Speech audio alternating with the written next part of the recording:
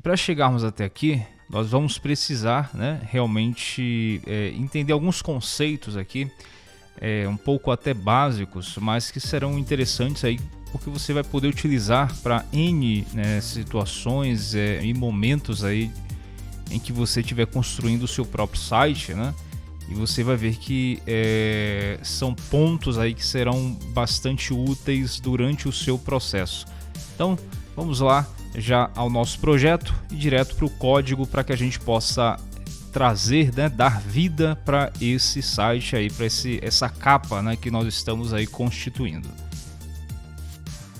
Bom, antes de mais nada aqui no nosso código, né, nós podemos notar que nós temos ali na nossa página, né, que a gente está trabalhando como referência, que seria essa aqui, justamente esses dois ícones, né?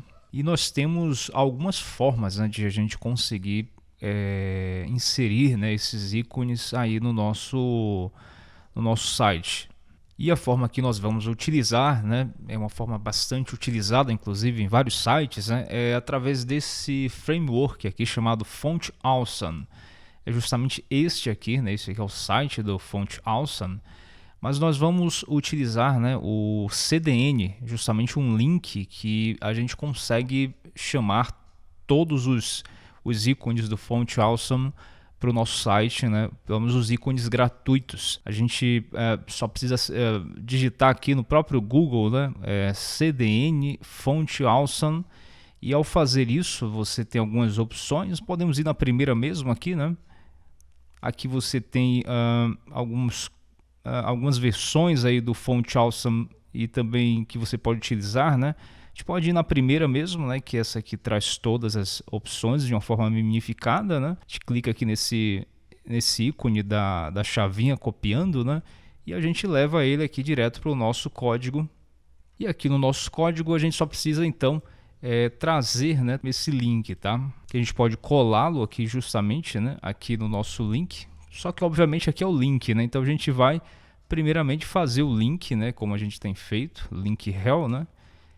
E como ele é um documento em CSS, a gente pode deixá-lo aqui como style sheet, e em href a gente cola, aí sim, né? A gente cola o link aí que a gente pegou lá no CDN do Font Awesome.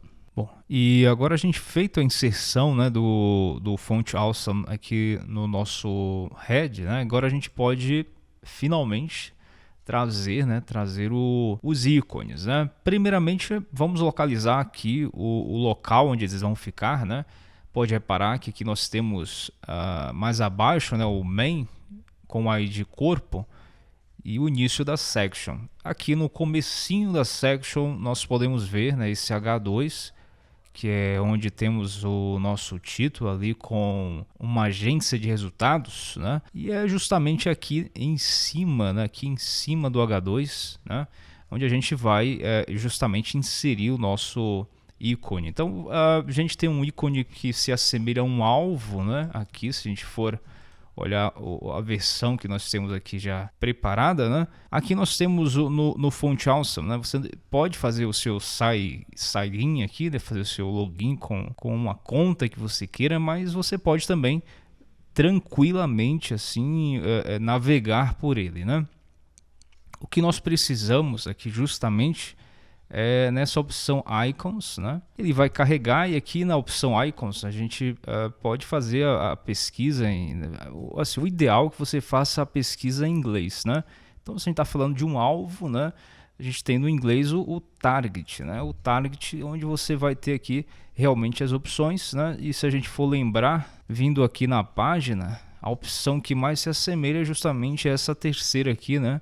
Bullseye, né? E vamos ver aqui o que aparece. Vamos clicar nela, né? E aqui é muito simples, né? Ela está aqui, carrega nessa página, e aqui justamente nesse link aqui acima, né? A gente até aparece o balãozinho aqui, é muito intuitivo, né? A gente pode clicar nele, copia HTML, é copiado, né? E a gente pode levar direto lá para o nosso código aqui no Sublime, né? E muito bem, aqui a gente só precisa realmente colar o nosso item, né, que ele já vem com as classes necessárias para que o o Font Awesome ele vai fazer ali a consulta no documento em CSS e já possa apresentar.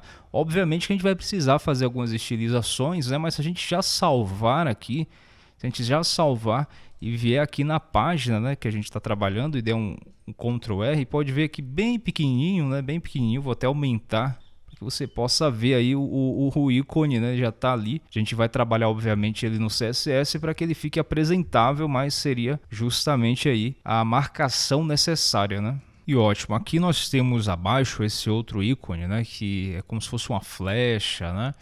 Se a gente coloca aqui até no próprio Font Awesome, né? Em inglês é a flecha arrow, né? A gente tem N opções, né? E quando a gente vai mais abaixo, né, a gente se depara aqui com o termo chevron, né? E aqui a gente, quando vai e escreve o termo chevron, né, que é um termo que se refere a esse tipo de ícone aí com essa setinha, né, para várias direções, né, a gente acha com mais facilidade. Então eu aconselho aí você a escrever errado aqui. Isso, chevron, pronto. Aí a gente vem aqui nessa opção que está para baixo, né, que é justamente a mesma que a gente tem ali, indicando, né, para o usuário, fazendo menção para que o usuário role, né, para baixo aqui o site, né. A gente novamente faz o mesmo processo, a gente clica e aqui a gente copia, né, clicando justamente no ícone aqui, né, no link. E trazemos ele aqui já também para o site, né? No nosso código aqui do Sublime. Novamente a gente vai localizar, né, esse ícone abaixo aqui. Então tem um parágrafo, então ele está abaixo do parágrafo que tem lá aquela frase, né? Aquela frase gatilho. Então aqui a gente deixa já, né? Quando a gente vai no nosso site aqui, já deixa ele já configurado, não esse aqui, com todos os ícones necessários aí para a gente trabalhar agora a estilização, o CSS deles, né? Muito bem, e essa parte nós vamos fazer justamente agora aqui com o CSS, né? E a primeira coisa que nós já vamos aqui já trabalhar na alteração, né, é justamente a cor que a gente está utilizando aí para os textos, né? E isso a gente já chegou a ver algo, mas vamos aqui fazer já essa alteração sobre o color que a gente está utilizando aqui. Pode reparar que nas classes que a gente está trabalhando, né, nesse perfil que a gente está fazendo, justamente, né, a gente está usando as classes de uma forma utilitária, né? Ou seja, a gente dá uma função a uma classe e com base nessa função nós a deslocamos para o nosso HTML. Né, ao invés de usar um único elemento, por exemplo, uma div com uma ID ou com uma classe, e destrinchando ali, né, os atributos, as características que nós queremos. É uma opção, você também pode fazer assim, mas para facilitar, né, por vezes você vai utilizar um elemento de texto com cor branca, né? Então melhor você trabalhar realmente com esse elemento, né, com essa instrução de CSS de uma maneira utilitária, né? Vamos chamar assim. Então como a gente fazer? Aqui no nosso documento Style CSS, a gente pode aqui já nomear uma classe, e aí você pode dar o nome que quiser, mas eu prefiro sempre utilizar nomes de classe que tenham, né, semelhança, né, verossemelhança com o que a gente está fazendo, né? E aqui então seria bem fácil a gente dizer que é um color white, por exemplo, né, que é justamente a função que nós vamos aí apontar para essa classe. Aqui, obviamente, a gente abre a instrução para o color e no color a gente dá o valor aí da cor branca, que é o F 6 vezes, né, o FFFF. A gente salva, já aproveitamos aqui para coletar a nossa classe, né? E aqui dentro do nosso documento a gente vai identificar tudo aquilo que a gente vai transformar em cor branca, ou seja, na verdade todos os elementos aqui. Então para a gente facilitar, né? Bom, para facilitar, né, a gente vai clicar aqui nas classes que estão envolvidas, nos elementos, né? Mas a gente pode reparar que dois deles já tem classe. Então vamos só abrir aqui já para esses dois elementos aqui, né, que a gente até capturou lá do Font Awesome, né? E a gente simplesmente cola aqui o color white. Ao fazermos isso, né, todos os nossos elementos aqui que estão, né, com o ícone, eles automaticamente mudam, obviamente, para a cor branca. Faltam aqui os dois elementos de texto, eles não estão com nenhuma class declarada. Simples, a gente declara aqui a class para eles e novamente a gente traz o color white. Ao fazermos isso e atualizarmos, a gente já conseguiu aí trazer a cor branca aí para os elementos, né? Bom, agora tem um ajuste que a gente precisa já fazer aqui, né? Se a gente for reparar no nosso documento original, ele recebe, né, algumas fontes aqui. Na verdade, uma fonte que não está ainda devidamente chamada aqui, declarada em nosso documento, que é essa fonte que a gente está utilizando aqui. Eu vou capturar junto com você, né? Então fica tranquilo, a gente vai buscar essa fonte agora lá no Google Fontes.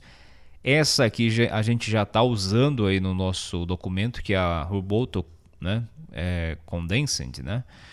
E agora a gente vai buscar justamente esta aqui, né? Então vamos aqui novamente ao Google, né? Vamos chamar aqui mais uma vez o Google Fontes, né? Maravilha, mais uma vez a gente chamando aqui o Google Fontes. E aí a gente vai chamar agora uma fonte, acho que dá até para a gente encontrar aqui. Deixa eu ver se a gente encontra fazendo uma pesquisa mais superficial. Não. Bom, vamos aqui, basta você escrever na pesquisa aqui, né, Search Fonts, né, essa fonte aqui que eu vou me referir, que é Antic, né, Antic Slab. Ela já apareceu aqui, né, mas vamos clicar nela agora e selecionar essa fonte, né. Aqui, obviamente, ele vai trazer todas as regras novamente. A gente só precisa dessa última aqui, ou seja, 1, 2, 3. A gente só precisa da terceira, né? Porque a terceira se refere justamente à fonte que a gente está querendo aí. Voltamos aqui para o Sublime. No documento HTML, né, no index que nós estamos aí trabalhando, a gente vem aqui justamente, né, na declaração das fontes. A gente já tem a Roboto ali sendo declarada. A gente vai agora só somar aí a fonte Antic Slab.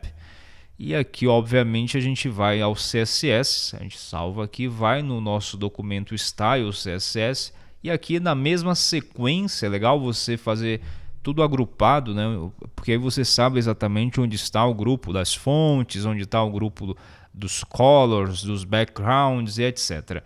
Aqui a gente vai justamente copiar aqui o fonte, né, que a gente já usou para o Roboto. A gente só vai mudar o nome da fonte aqui para a fonte que a gente está aí se referindo, que é Antic Slab. Ok. E aqui no nosso Google Fontes, né, a gente vem aqui na linha que a gente declara o Antic Slab. A gente volta no nosso Sublime e a gente só muda aqui essa declaração da fonte, porque obviamente a gente não vai aí declarar a fonte Roboto, né? Maravilha, então a gente já fez isso aqui, né? A gente já chamou a fonte e agora a gente já pode apontar lá para o nosso parágrafo, né? Aqui o nosso parágrafo, onde tem aqui: tire aquela sua ideia incrível do papel. Aqui mesmo na class, a gente dá um colar aí.